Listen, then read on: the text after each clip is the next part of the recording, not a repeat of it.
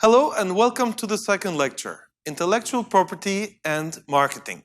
So, this lecture is about giving you the tools and the means to protect your creative talent and turning it into a business.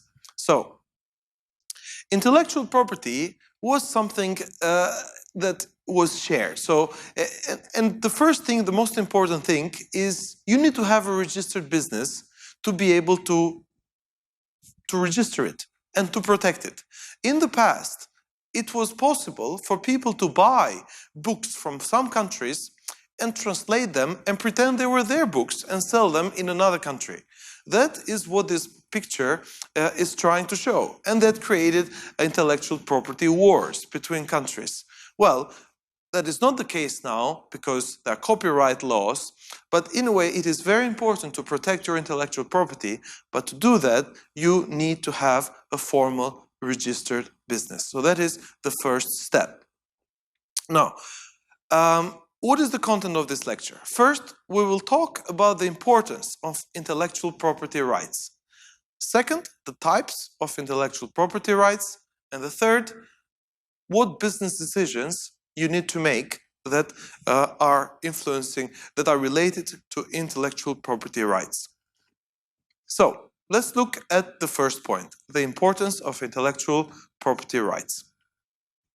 What are they? The saying from George Bernard's show, in a way, explains. So, if I have an apple and you have an apple, and I give you my apple, but you have two apples and I have none. But if I have one idea and you have one idea, and I tell you my idea and you tell me your idea, we both have two ideas.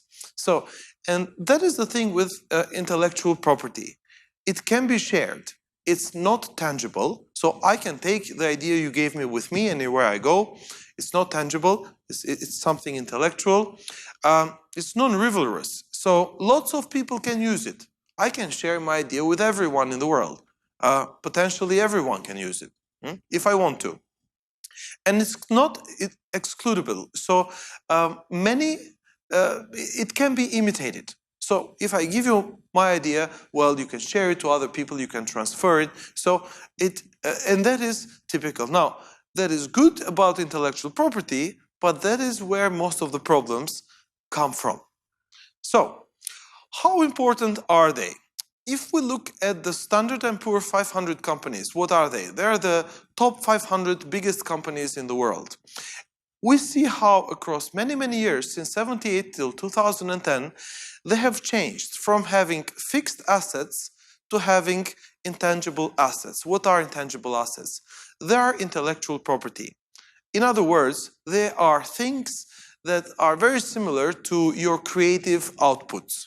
So instead of being measured based on their number of buildings or machines, now they are measured based on the number of creative designs, patents, intellectual property, and so on. So if you are in this business of creative industries, so if you do any creative work as an architect, as a designer, as a programmer, you see that you have a growing place in the market, not only as a startup, small entrepreneur, but also among top companies.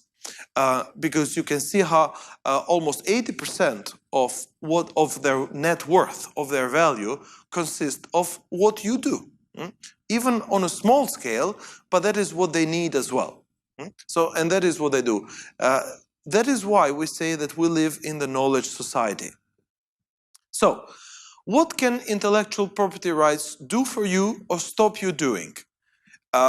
I will post the link to the video on the system, but take some time to think about this question. What can intellectual property do for you or stop you doing? If you can pause the video, you can think about it, write something, make some notes. If you are taking this course with someone else, try to have a discussion before moving on, because it is very useful that you think about what you're listening.